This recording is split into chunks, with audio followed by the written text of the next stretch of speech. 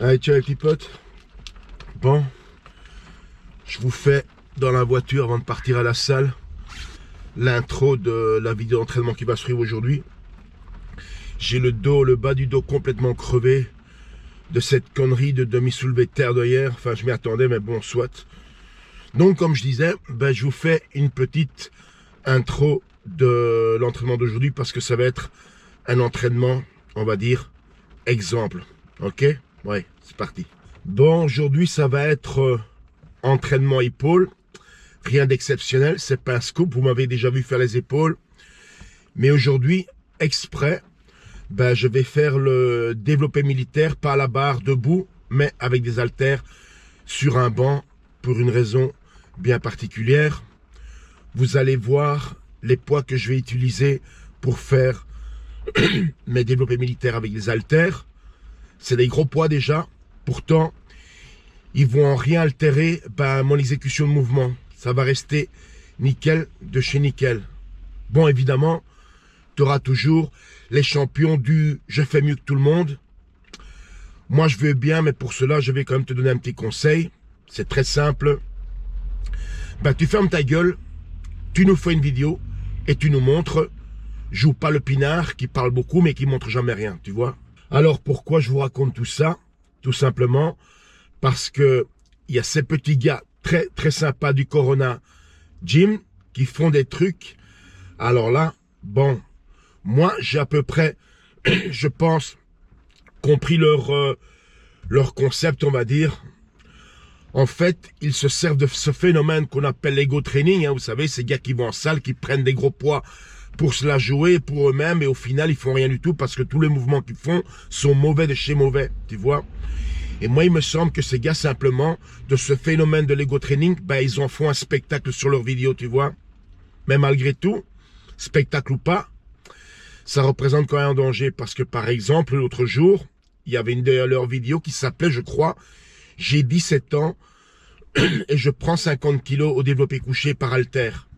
Après, si vous regardez cette vidéo, pour les anciens, ceux qui connaissent la musculation, ça va sérieusement vous piquer aux yeux, pardon. Ça va sérieusement piquer aux yeux, tu vois. Parce qu'en fait, le petit gars, il est là avec des poids qu'il ne maîtrise pas du tout. Vous vous souvenez ce que je vous ai toujours dit? Prendre des gros poids, c'est une chose, mais il ne faut pas subir les charges. Il faut les contrôler, tu vois. Et là, le petit gars, il ne contrôle plus rien du tout. Il commence à avoir les coudes qui tremblent dans tous les sens. Et c'est justement dans ces situations-là qu'on pète un truc, tu vois. Donc, au pire, vous sortez avec une déchirure musculaire.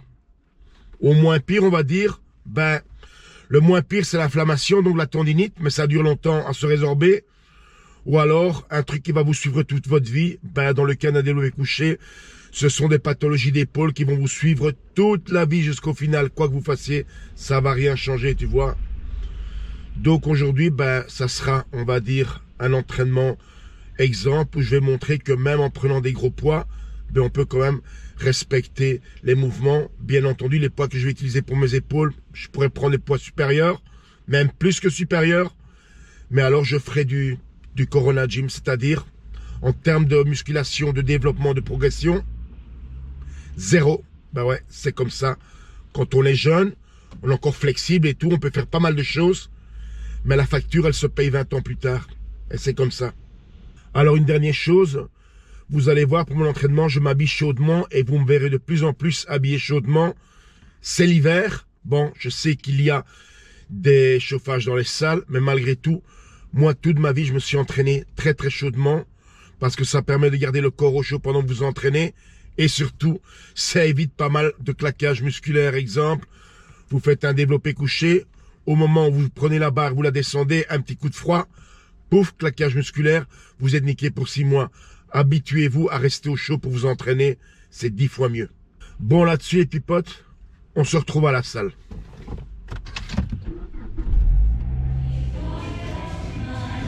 Allez, petits potes, on est arrivé à la salle, je suis en train de m'échauffer. Mais je vais vous montrer quand même le banc que j'utilise aujourd'hui parce que ça vaut la peine d'être montré. C'est tout simple, mais c'est un banc idéal pour être vraiment bien placé, pour pas vous niquer le dos. Bon, regardez bien, c'est un banc avec repose-pied.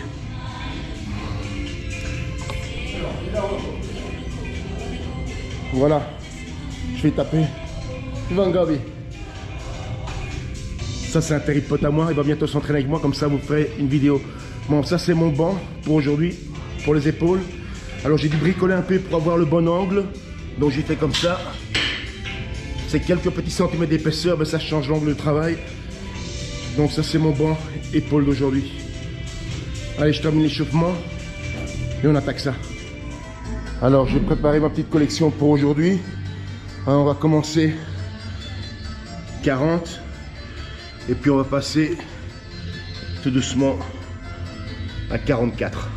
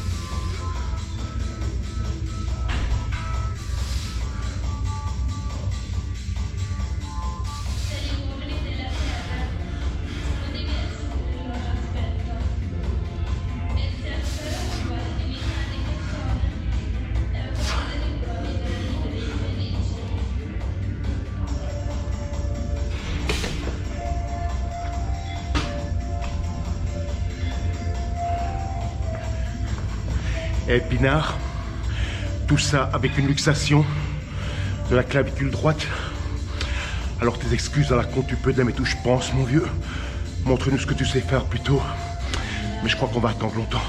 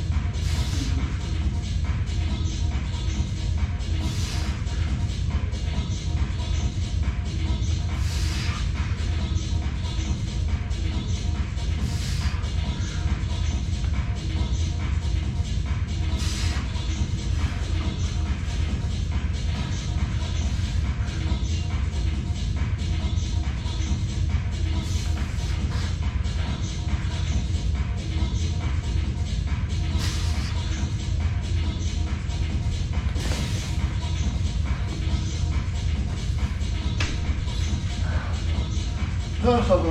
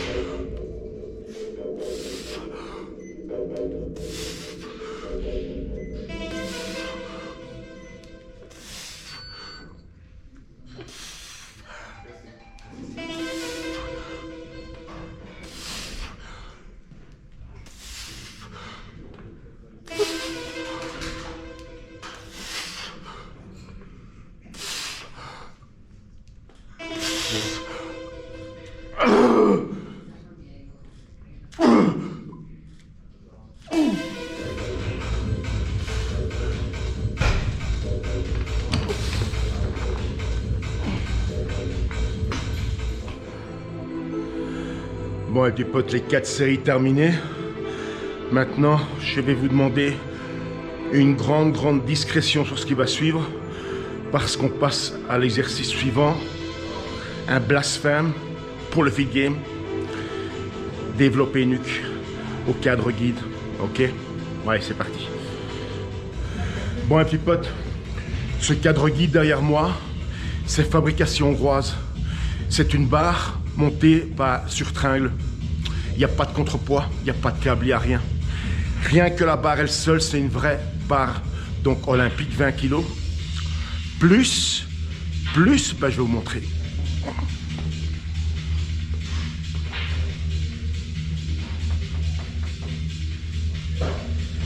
De l'acier pur et dur, les mecs. Bon, allez, on y va.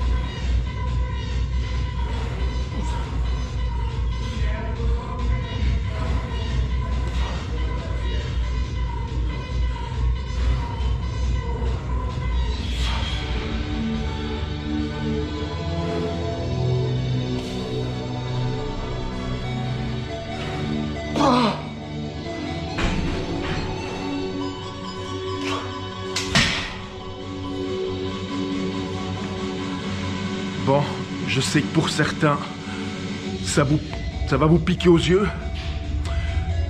Moi, je fais ça depuis 38 ans et ça marche pour moi. Et après tout, toi, you do what the fuck you want, comme ça. Bon, les petits potes, on va passer au dernier, les élévations latérales. Alors, vous vous souvenez, sur la précédente vidéo, je vous ai expliqué les différentes catégories de poids qu'on utilise en bodybuilding. Donc en bodybuilding, le poids, ça ne s'exprime pas en kilogrammes. Ça s'exprime en nombre de répétitions par série. C'est le nombre de répétitions de la série qui va définir si vous êtes en poids lourd, en poids léger, en tout ce que vous voulez, d'accord? Alors là, je vais faire ma première série d'élévation latérale à 20 kg. Je ne vais pas faire de zèle pour la caméra, je ne vais pas jouer le robot. Je fais mon entraînement. Mon entraînement, c'est plus important que faire l'artiste devant la caméra, ça va? Donc, je disais, je vais faire ma première série d'élévation latérale à 20 kg. Comptez les reps, ok? Bon, et c'est parti.